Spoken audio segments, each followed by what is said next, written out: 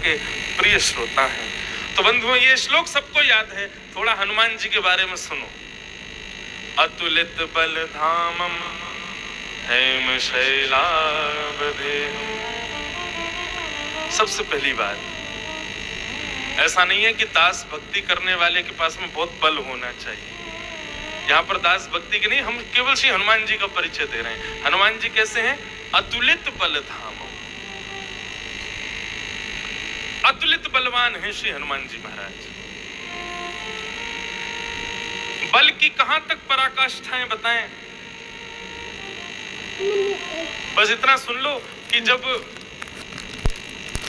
श्री रघुनाथ जी रावण का वध करके पुष्पक विमान में बैठ करके श्री किशोरी जी को संग लिए जब वापस लौट करके श्री अवध पधार रहे थे, तो जैसे जगह जगह पर कहीं पर्वत दिखते, कहीं शिलाखंड दिखती, कहीं वन दिखता, तो श्री राम जी सिया जी को बताते, बोले देखो यहाँ पर हम सुग्रीव से मिले थे, यहाँ पर बाली सुग्रीव का युद्ध हुआ था, यहाँ पर पंपा सरोवर है, इसमें ऐसे ऐसे लीला हुई थी, यहाँ पे ये हुआ था, यहाँ पे ये हुआ था। सब बातें श्री किशोरी जी को बताते हुए ठाकुर जी चल रहे थे विमान में। हनुमान जी नीचे बैठे थे, हाथ जोड़ करके खूब आनंद हो रहे थे। तभी हनुमान जी की एक पर्वत पर दृष्टि गई और उस पर्वत को देखते ही श्री हनुमंत लाल के नेत्र सजल हो गए। रघुनाथ जी ने जब देखा तो श्री हनुमान जी से बोले, क्यों रुदन कर रहे हो, क्यों भावुक हो गए आप? बोले भगवान क्षमा कीजिएगा, पर बहुत दिन हो गए हैं, दास की जन्मस्थली है नीचे, श्री अंजनी मैया विराजी होंगी, मेरा मन हो रहा है कि आप श्री अवध को प्रस्थान करें, तो आपकी आज्ञा हो, मैया की आज्ञा हो तो मैं अपनी मैया को प्रणाम कर लूं। बहुत दिन हो गए, दर्शन नहीं हुआ मैया का, उनको प्रणाम करके फिर मैं अवध आ जाऊंगा। रघुनाथ जी बोले, अकेले करोगे दर्शन, हमको भी कराओ दर्शन, हमको भी ले चलो। अब तो हनुमान जी नृत्य करने लगे, पुष्पक विमान को आज्ञा की, बोले यहीं उतर जाओ। पुष्पक विमान जाकर के विराजमान हुए, तभी देखा एक सुंदर सुगम गुफा है, उसमें अंजनी मैया महादेव की उपासना कर रही हैं। तभी बाहर जब देखती हैं तो सुंदर स्वर्ण जटित पुष्पक विमान में श्री रघुनाथ जी, श्री किशोरी जी और लखन भैया और साथ में श्री हनुमंत लाल। दर्शन करते ही श्री महादेव को प्रणाम किया, आज हमारी तपस्या का फल प्राप्त हुआ है। ऐसे युगल सरकार का दर्शन और ऐसे पुत्र की वजह से हुआ है। सबने प्रणाम किया मैया को, हनुमान जी को हृदय से लगाया अंजनी मैया ने, प्रसादी आदि पवाई मैया ने, जो जो वहां पर उपलब्ध था, तो बैठ गए। बैठ करके फिर ऐसी सामान्य चर्चा चलने लगी। तो हनुमान जी महाराज तो बड़े आनंद में भर करके वो मैया को बता रहे थे, मैया वहां पे ऐसा हुआ, इंद्रजीत के साथ में ऐसे युद्ध हुआ, लखन भैया को शक्ति लग गई थी, मैं गया जाके पर्वत ऐसे लेकर के आया, आकर के वहां विराजमान किया और ऐसा हुआ वैसा हुआ। ये सब बातें हनुमान जी बता रहे थे। रावण वध तक की कथा जब सुनाई, हनुमान जी को था कि मैया प्रसन्न होकर हृदय से लगाएगी, लेकिन अंजनी मैया बोली, हनुमान मुझे एक चीज समझ नहीं आई, तुम्हारे रहते हुए इतना सब कुछ करने की आवश्यकता क्यों पड़ी? ये राम सेतु क्यों बनाया गया? लखन जी को शक्ति क्यों लगी? कुंभकर्ण रावण को मारने के लिए ठाकुर जी को श्रम करना तंग तुम करते हो ना।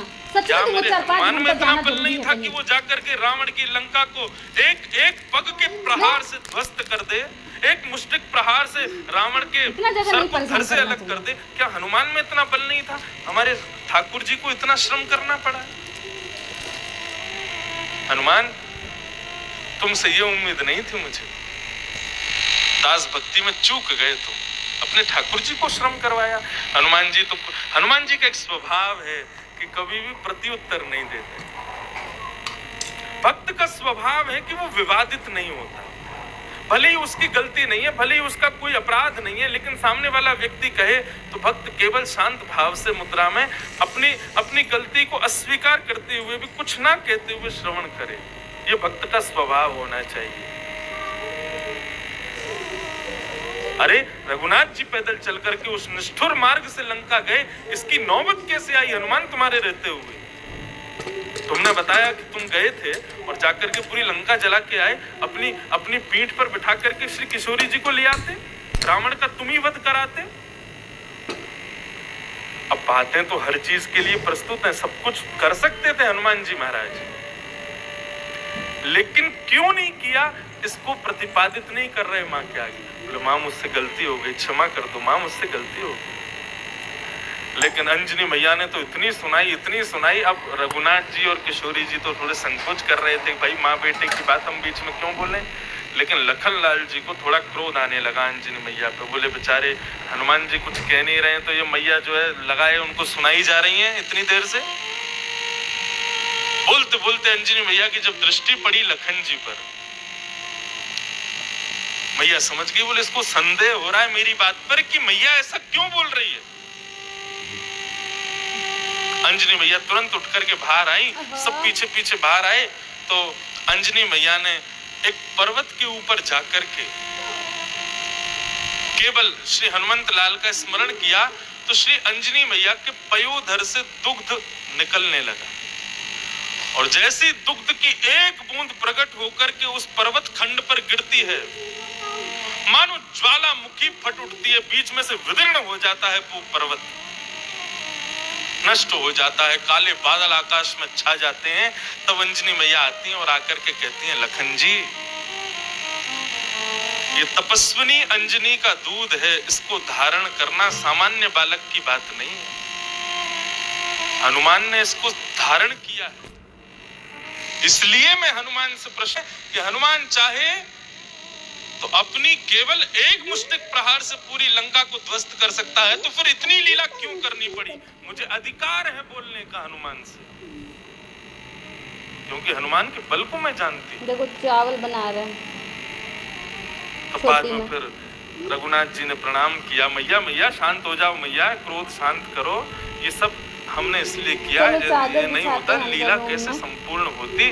वो लीला के लिए हनुमान जी को हमारी आज्ञा थी कि आप कुछ मत करो। हम जानते हैं वो सर्वशक्तिशाली है, लेकिन बलवान मैया पता है कौन होता है, जो अपने बल के प्रदर्शन से ही सारी क्रियाएं करता हो वो बलवान नहीं, जो अपने स्वामी के दासत्व में रह करके भी अपने बल को वशीकृत करके रखता हो मैया, वो बलवान है। जो बात बात पर अपने बल का प्रदर्शन कर दे वो बलवान थोड़ी होता है माँ। हनुमान जी का बल इसलिए रक्षक है क्योंकि हनुमान जी ने उस बल को भी एक स्वामी के दासत्व में रखा है। बल रक्षा के लिए होता है, लेकिन बल में यदि दया नहीं हो तो बल राजा रावण में भी है, लेकिन रावण का बल कैसा है, दया युक्त नहीं है, उसका कोई स्वामी नहीं है, स्वयं रावण ही स्वामी है अपने बल का। इसलिए रावण के बल ने रावण का भक्षण किया। ये अतुलित बल धामम जो शब्द आया, इस बात पर इसलिए प्रकाश डाला जा रहा है, बलवान तो है श्री हनुमान जी, लेकिन करो ना, बलवान नहीं है कि अपने बल को ही सब जगह प्रदर्शित करते रहते हैं या बल के ही भाव से सब जगह अपने आप को प्रसारित करते रहते हैं। अपने बल को भी अपने स्वामी के दासत्व में रखते हैं। मतलब भक्त का गुण कैसा होना चाहिए, उसके पास में जो भी बल हो, धन का बल हो, तन का बल हो, बौद्धिक बल हो, शारीरिक बल हो, कोई भी बल हो, लेकिन दास का स्वभाव है कि अपने स्वामी के स्वामित्व में रह करके, उनके दासत्व में रह करके अपने बल को बात बात पर प्रदर्शित ना करे। यह दास भक्ति का एक लक्षण है। बना तो रहे। अरे कहाँ तक गए, एक ग्रंथ है हनुमान नाटक। हनुमान नाटक ग्रंथ में श्री हनुमान जी की विविध लीलाएं लिखी हैं, और वो लीलाएं हैं जो मानस में नहीं है, वो लीलाएं हैं जो वाल्मीकि रामायण में नहीं है, वह सब हनुमान नाटक ग्रंथ में है। और हनुमान जी ने सिग्नेचर भी किया उस ग्रंथ पे, बोले हाँ इसमें जो भी लिखा है सब सत्य है, ये सब लीलाएं हमने की हैं। उसमें एक कथा आती है, हनुमान जी महाराज पे एक दिन शनि की 7.5 आ गई। शनि की 7.5 जिस पे आ जाती है वो व्यक्ति कितना चिंतित हो जाता है। कोई अगर ज्योतिषी बता दे कि भाई तुम्हारा, अच्छा एक बात बताएं, शनि 7.5 जो होती है ना, लोग इसको केवल दुर्भाव से ही देखते हैं, लेकिन वास्तविकता ये नहीं है। शनि की 7.5 में कुछ गलत करोगे तो फिर उसका फल भी गलत बहुत दुगने तरीके से प्राप्त होता है। लेकिन यदि व्यक्ति उस समय अच्छा अच्छा कर्म करे ना तो उसको अच्छा भी प्राप्त होता है। शनि किसी किसी को योग्यताएं भी प्रदान करता है। लेकिन महाराज एक दिन हमारे हनुमंत लाल पर शनि महाराज आ गए। हनुमान जी बैठे थे राम सेतु पर, स्मरण कर रहे थे लीला का, और बस बैठ करके स्मरण कर रहे थे ठाकुर जी का। इतने में ही काले काले शनि महाराज आ गए। हनुमान जी बोले आओ गुरु भाई बैठो। सूर्य के शिष्य हैं दोनों। आपको पता है हनुमान जी महाराज हम ब्रजवासियों के कौन लगते हैं? बताओ कैसे? क्योंकि श्री यमुना जी के भैया हैं। बहुत सुंदर उत्तर दिया। हमारे मामा लगते हैं श्री हनुमान जी महाराज, क्योंकि यमुना जी जो है वो सूर्य तनया है और हनुमान जी जो है वो सूर्य शिष्य हैं। तो गुरु पुत्री या गुरु पुत्र हो वो शिष्यों के भी गुरु भाई लगते हैं, गुरु बहन लगते हैं। तो यमुना जी हनुमान जी की लगती बहन और हमारे कन्हैया लगते हैं हनुमान जी के जीजा जी। नया ही संबंध है वृंदावन वालों से। आए जैसे शनि तो बिठाया, बोले बैठो। और शनि कैसे हो? बोले सब बढ़िया है। बोले कैसे आए? बोले आपकी नाम राशि पे मुझे आना है 7.5 साल के लिए। हनुमान जी बोले अरे वजह तो बहुत बढ़िया बात है ये तो। हम अकेले अकेले घूम रहे थे, हमने सोची भाई कोई साथ रहता नहीं, बढ़िया तुम आ गए, तुम आ जाओ। बोले आपको पता है ये खुशी का विषय नहीं है। जब लोगों को पता चलता है कि मेरा योग आ गया उनके ऊपर तो वो चिंतित हो जाते हैं। हनुमान जी बोले चिंता वो करें जो रघुनाथ जी से विमुख हैं, हमको चिंता की क्या आवश्यकता है? कैसे आओगे? बोले अब हारी बीमारी, सरदर्द, बुखार, जुखाम, खांसी और क्या कहते हैं धन का पतन हो जाना, शरीर जो है दुर्बल हो जाना, किसी भी कार्य में योग्यताएं प्राप्त नहीं होना, ये सब होगा हनुमान जी आपके साथ अगले 7.5 साल तक। हनुमान जी बोले अच्छा? बोले हाँ। तो एक काम करते हैं। बोले क्या? 7.5 साल के लिए हम जा रहे हैं विश्व भ्रमण पे, पूरे विश्व में घूम के आएंगे। क्यों?